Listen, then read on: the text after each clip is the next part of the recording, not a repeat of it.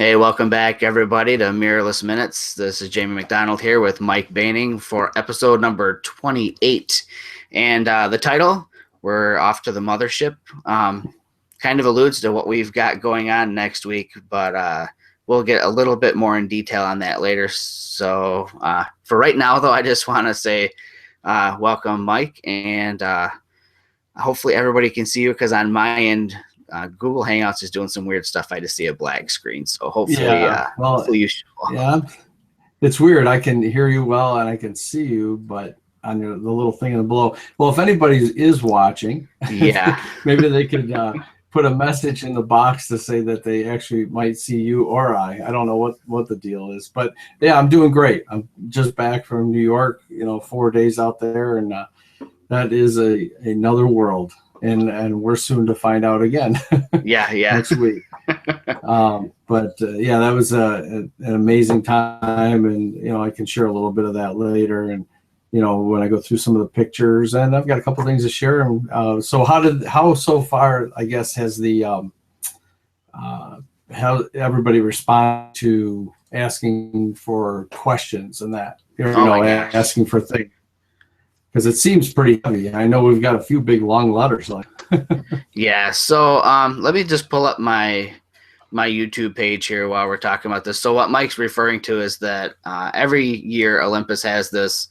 It's like a summit that the visionaries and trailblazers attend, and part of the summit is we do this roundtable discussion. For those who didn't watch the last episode where I kind of talked about it a little bit, this roundtable gives us a chance to speak with engineers and software developers or whoever Olympus decides to send over from Japan to get feedback from us regarding the products, whether they be the lenses or the cameras or the software on the camera or even things like the OI Share or OA Central apps.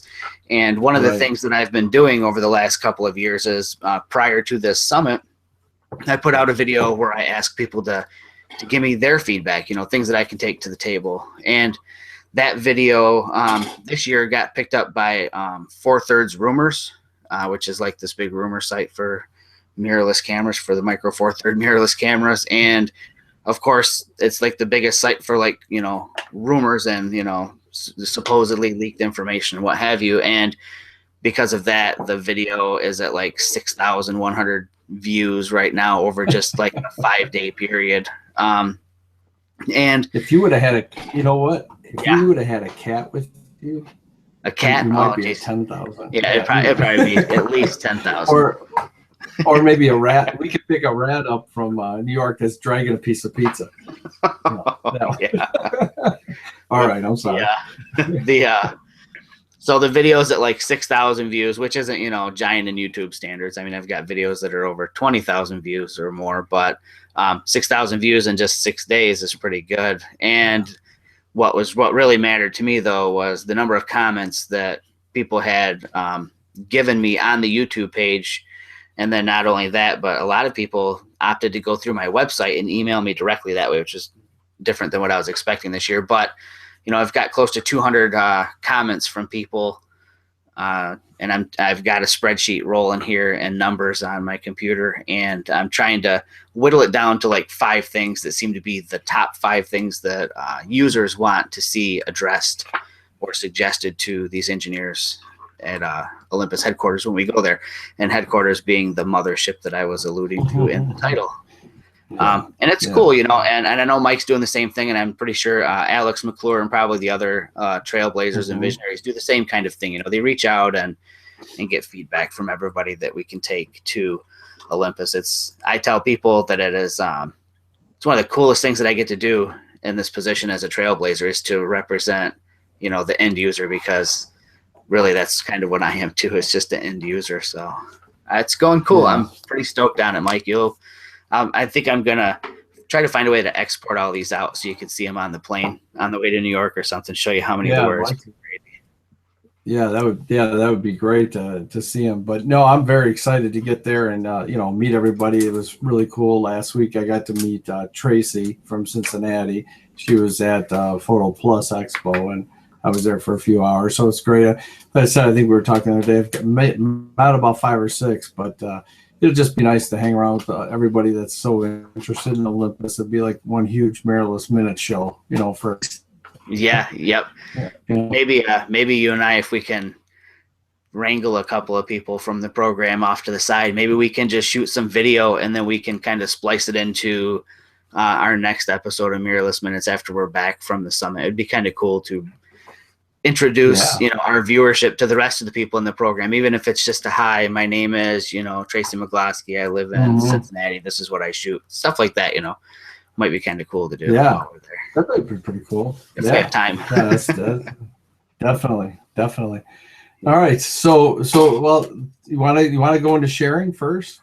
Sure. Do you want to go first? Or do you want me to? You go first this time. All right. So I haven't been shooting a whole lot since the last show, but I did shoot something that I don't do a lot of, and should be up on the screen now. And I did a senior portrait session. I don't do too many portrait sessions, maybe just a couple a year or whatever. But when the opportunity came up to do this one, I thought, okay, I'm going to take this on because this young lady is into equestrian events. She likes to show horses, what have you. And so it's kind of cool. I got to do one of the hardest things in the business, they say, and that is working with animals. If you're not working with kids, working with animals is supposed to be hard. So this first shot, though, was just the whole shoot was done at a farm, which was really fun too, and it was great evening light. And this is pretty much straight out of the camera with the it's the EM5 Mark II and the 75 millimeter f1.8. Just I love that lens. That lens is just ridiculous. The next photo is with the 40 to 150 f2.8, and of course this is shot like at 150 millimeters, so I could get that compressed background. And this is wide open f2.8, and it's on the EM1. And I like the EM1 with the 40 to 150 with the grip on it just because of the way it balances. I really like that. Sadly, the horse kind of jockeyed his head just a little bit at the last second, so he's not quite as sharp as I want him to be, but she is razor blade sharp. This photo right here, I got actually quite a few comments from people offline about this, wondering what in the world I was shooting. And it was basically, I every once in a while I just do these weird little challenge kind of things with myself where I'll pick a lens or I'll pick a body or I'll pick a setting in the camera and I'll just walk around and shoot with it for, an hour or however much time I've got to spare. And this is done with, my favorite art filter, the vintage art filter, and just the settings on it. It was like the third vintage art filter, and it's got the vignette setting turned onto it, but it's such a shard of glass. And this is one of those things, again, where I went out with the intention of shooting just with the vintage art filter in this mode to find scenes that lend themselves well to that setup. And this is with Minolta Roker X 50 millimeter f1.4 lens, which is my fun, old vintage lens that I like to go play with. The next shot was kind of the same concept. It was just me digging into the art filters and seeing what all I could do with them. So this is pop art, which in all honesty, most of the time I don't use pop art. It's a little too intense for me most of the time. But I found that digging through the pop art settings, there's two settings for pop art. And one of them gives you this, it's a darker image. It's not as light, I guess. And then you can also add the dark vignette to it as well, which further takes it away from the cartoony contrast, and gives it just a really rich, colorful look. So that, again, was the same thing. I just went out shooting fall colors with pop art with that setup. And this is shot with, man, I don't even remember what lens this was shot with. That's crazy. But it was one of the Zuiko lenses. I just don't remember if it was the 12 to 40 or if it was the 7 to 14. It might have been the 7 to 14 at 14 millimeters, like almost right up to the leaves. And the last shot was the last day of camping. My family and I camped almost every weekend this summer, it seems like. And my wife woke up really early to catch the sunrise with me. She's looking over the Grand River up in western Michigan here, and she's got the dog out for his morning constitutional, I guess. And I just liked watching her watch the sunrise light up all the trees out in the distance. And this is shot with the 40 to 150 f2.8 on the EM1 as well. So nothing crazy that I've been out shooting, but it was just fun to just go out and capture just everyday moments, with the exception, of course, of my senior portrait session, which is not an everyday moment for me, as I'm not a portrait shooter. Yeah, that last shot was good. And then you had another one, I think, I don't know if it's the same day or not, but of I think your younger son. Yeah. On that pier. Yep. Oh my gosh, that was really cool too. You know, yeah, I was kind of blown away. Like he's over his. So I was blown away with the feedback. Oh, go ahead. Yeah. He had what did he have, a stick in his hand or something? It looks like he was over his kingdom or something. Yeah. You know? Yeah, I was kind of floored by the number of likes that got on Facebook. I liked the picture. I thought it was kind of cool, but I didn't realize it would resonate with so many people like it did. But it was pretty cool. Yeah, I think if you know up north and you know what it's like, that just says everything. That picture about what it's like. You know. All right, so let's see if I can get here. Let's share. Now, how about that? Are you seeing that? Sewer cap. It's crazy. I just see black when you're talking. I'm just hoping that everybody else can see. Hoping everyone is seeing it. The only screen I get from you is in the bottom of the hangout window. It's so weird. Can you see it there? In that little screen though? No, you can't. All right. Well, we'll give it a try. I'll go over it and we'll see what happens. This first one is all these pictures are from New York this week, and I have just so many at home, just hundreds that I've got to go through. But I wanted to pick out a couple quick ones that gave a flavor of what the last 4 days I was there from Friday till Monday was like. And this one in Manhattan, I was always looking for sewer covers that have a cool name, or New York or Manhattan. I found this one, so got down as low as I could. This is actually with the 9mm body cap fisheye, just basically laying on top of it almost, and waiting for cabs to go by. It doesn't take very long in New York. But it was just a cab was there, not every other car.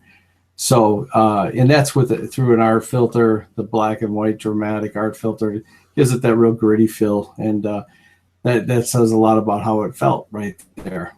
I can tell you that. Okay, you're showing up. Let's see. Your stuff shows up. I swung over to YouTube to watch this on YouTube, and it's showing up fine there. So okay, that's good.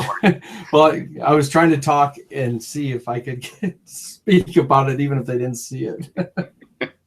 Okay, that makes you feel a lot better.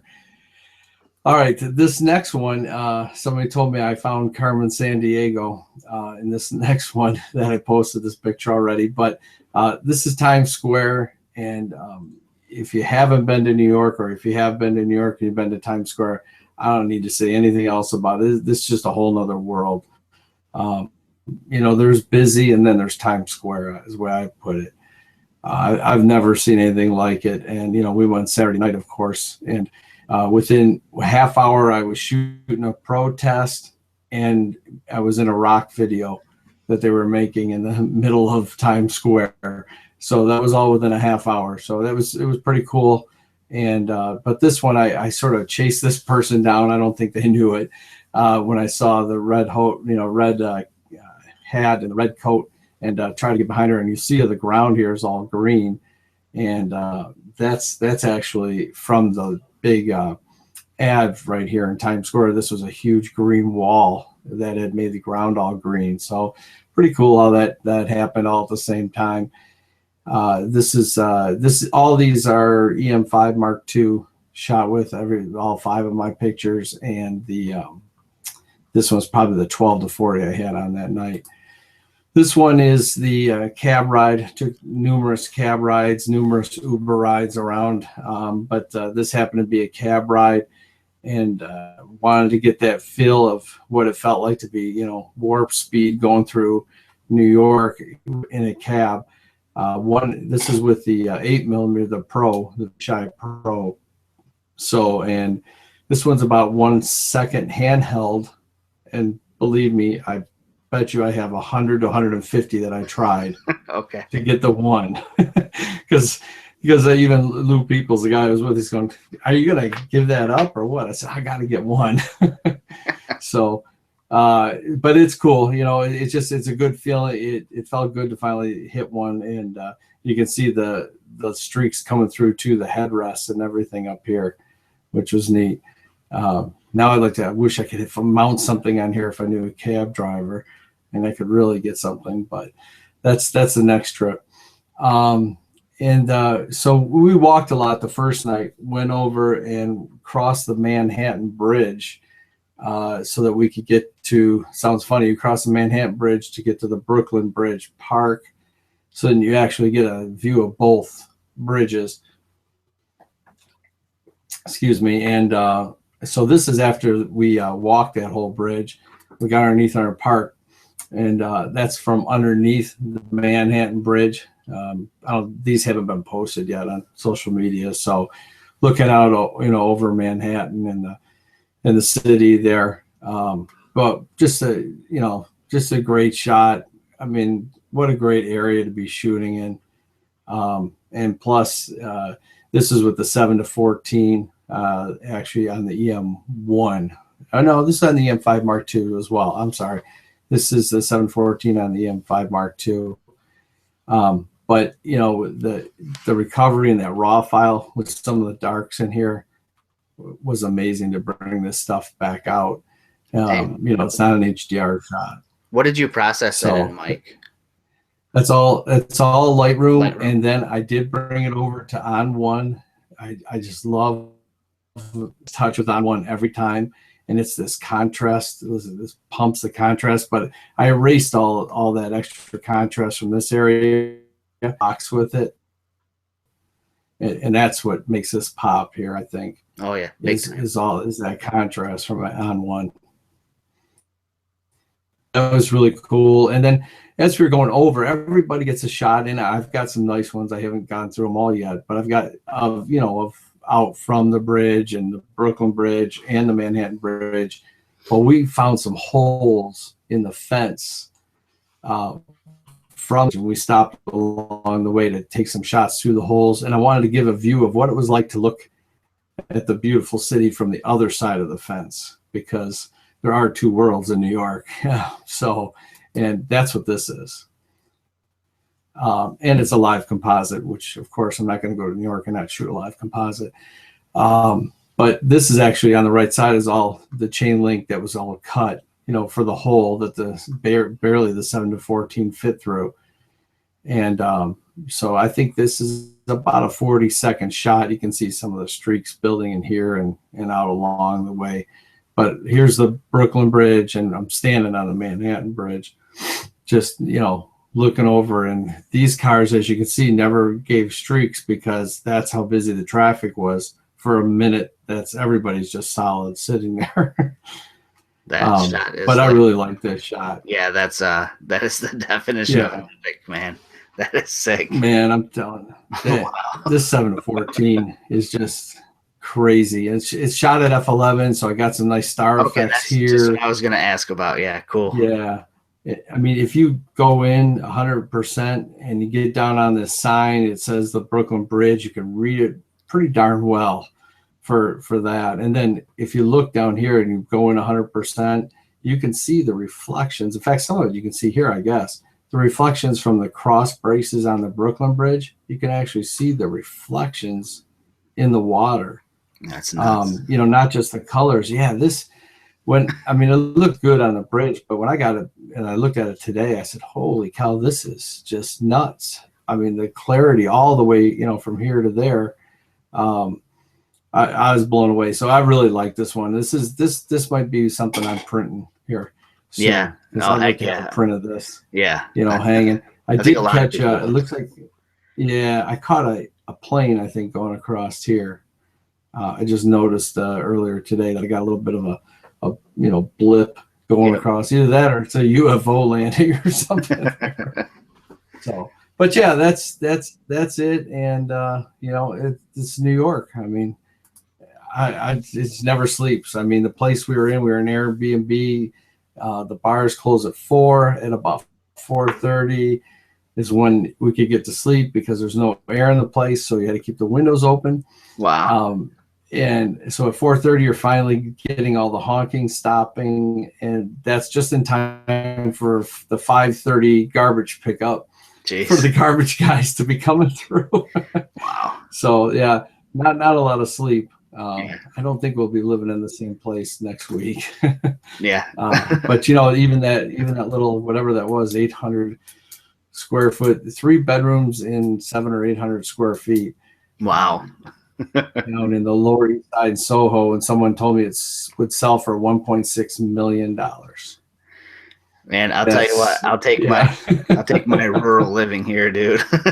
I mean, I'm stoked. I'd be the same way. Yeah, I could never live there. It's great. It's fun to go, but not live. I'm amped to go see it. I mean, I can't believe it that I've never been to New York City and it's finally happening. But those shots even further solidify the fact that that this is definitely a destination I had to visit. So very cool. Well, I knew when I was taking these shots, in the back of my head, going, God, Jamie, freaking up here.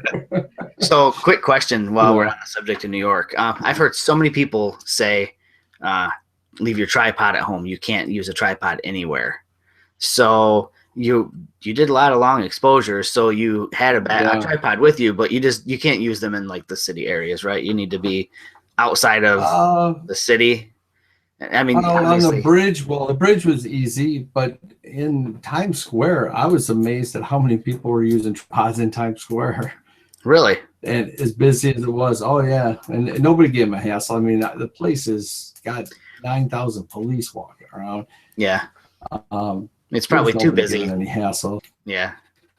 It probably is, but you know what? There's some cool stuff. I saw a few tripods in Grand Central Station when we were there too, which I was sort of surprised because that could be a problem because it's so busy. Yeah. I really think those small meat photos come in handy, and you know, even a monopod isn't going to help you a lot. But I had a little tiny, that one that you like too, that Manfrotto, that aluminum one, or whatever that is. The little I had that with me. Yeah.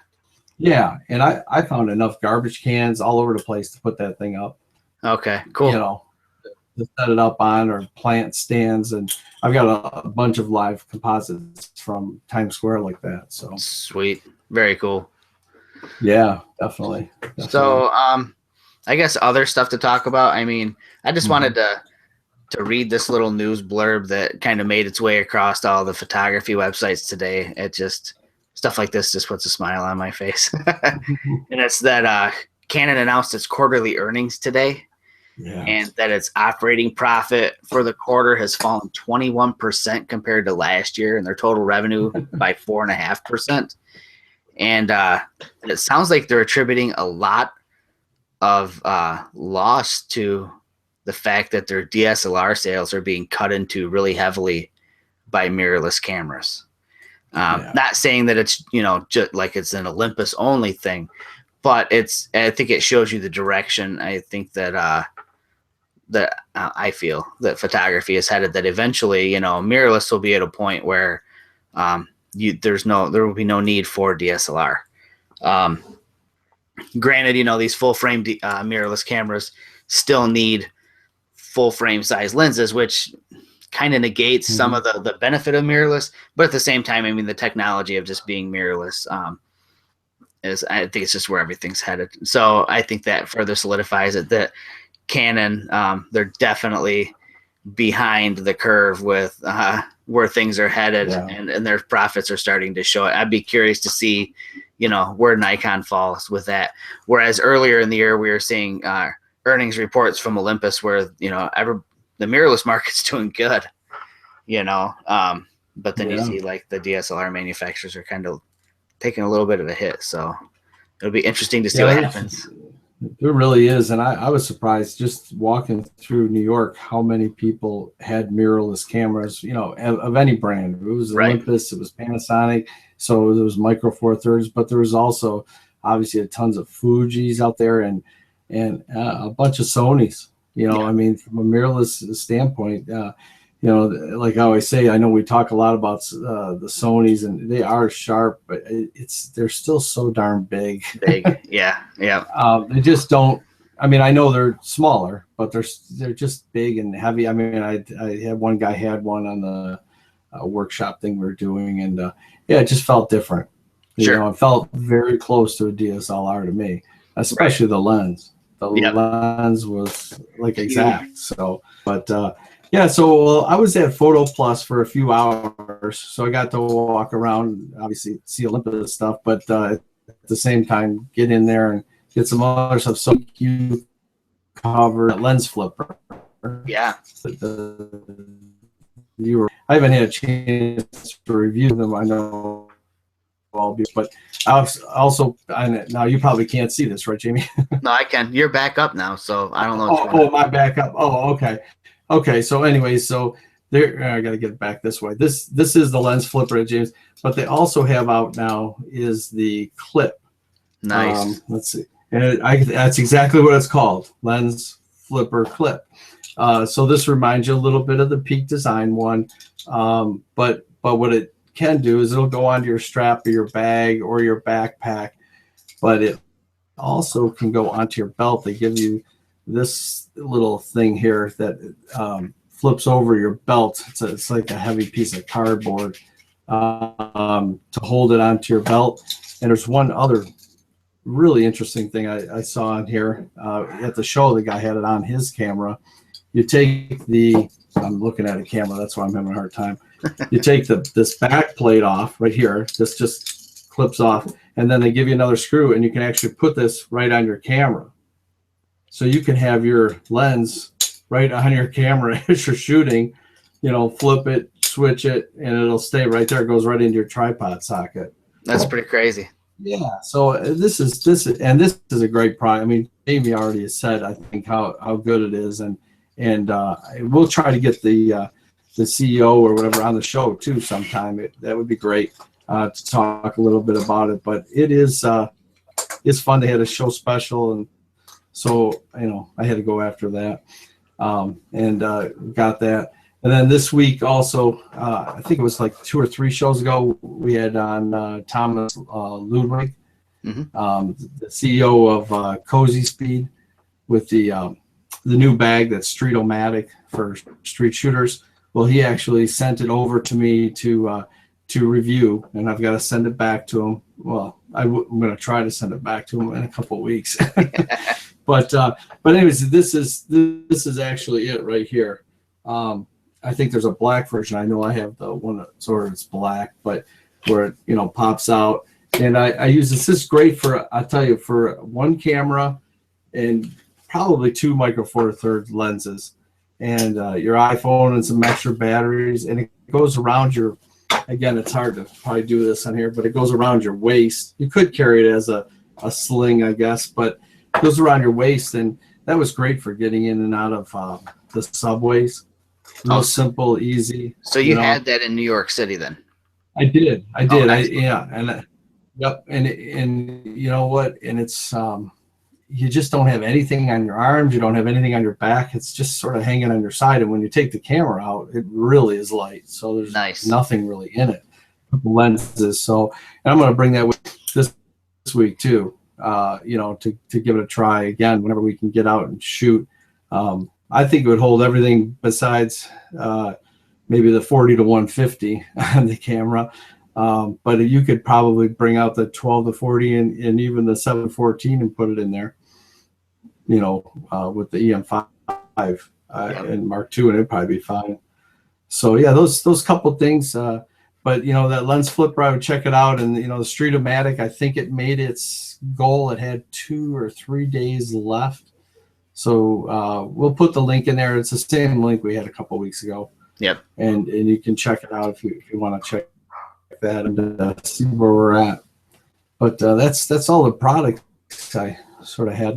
Now I was sort of focusing on getting ready for next week. What about the wrist strap that you picked up there? I was confused at first. You sent me a message on Facebook, and I thought you were at a barber shop, and I think I messaged you back asking you where the hell you were at. I thought you were at Photo Plus Expo and you're at some barber place, but it was shop bags. Yeah, in fact, I'll bring that up. Shop bags, and so let's get this strap here.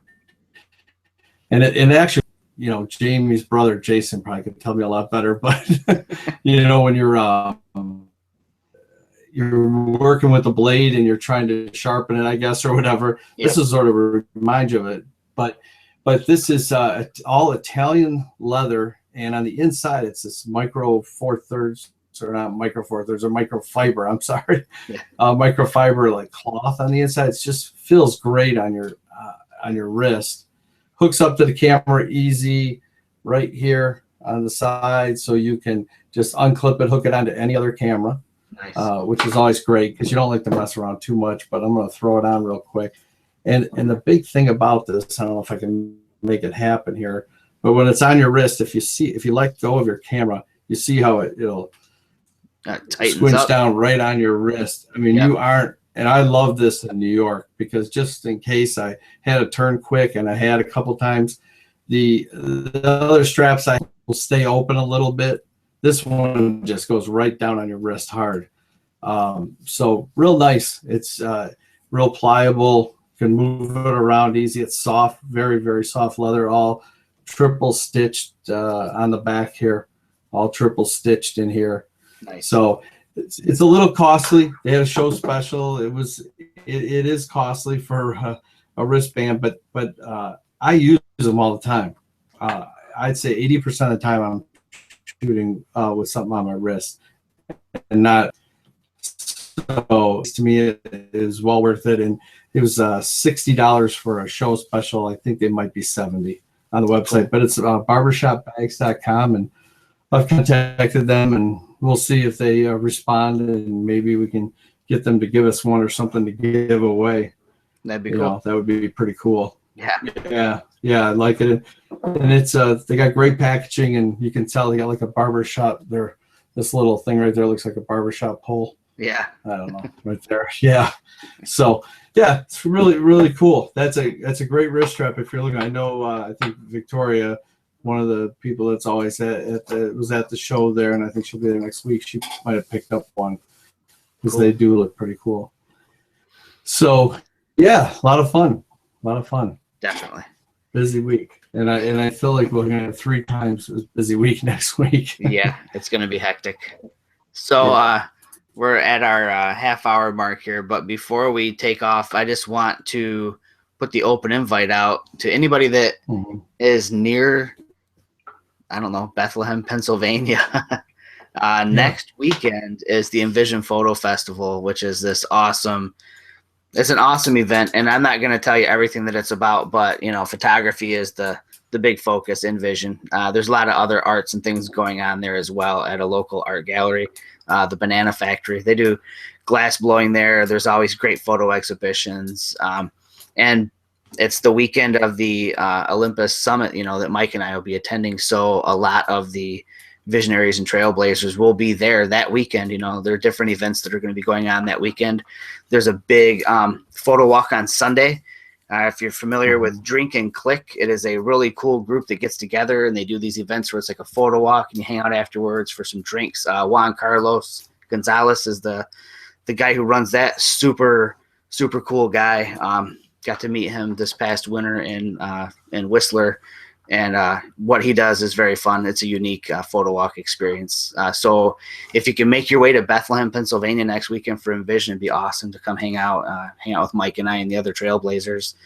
And I'll put a link to all the information about that in the show description immediately following the show. We'd love to see you guys there. I've got friends that came last year all the way from Michigan that came there to it. I've got another friend this year who's coming from Michigan. And we've got, you know, people like Victoria who lives kind of in the area as well. Yep, she'll be there. It's just a really fun event. You know, it's just a fun event. And it's not just Olympus either. I mean, these are it's a photography workshops and that for it. It doesn't matter the brand. It's like out of Chicago in many sense. If you're into photography, it's worth the trip. You know, especially if it's not too far of a drive or flight for you to swing it, then come on in. It's a fun weekend. Yeah. So again, information about that will be in the show notes.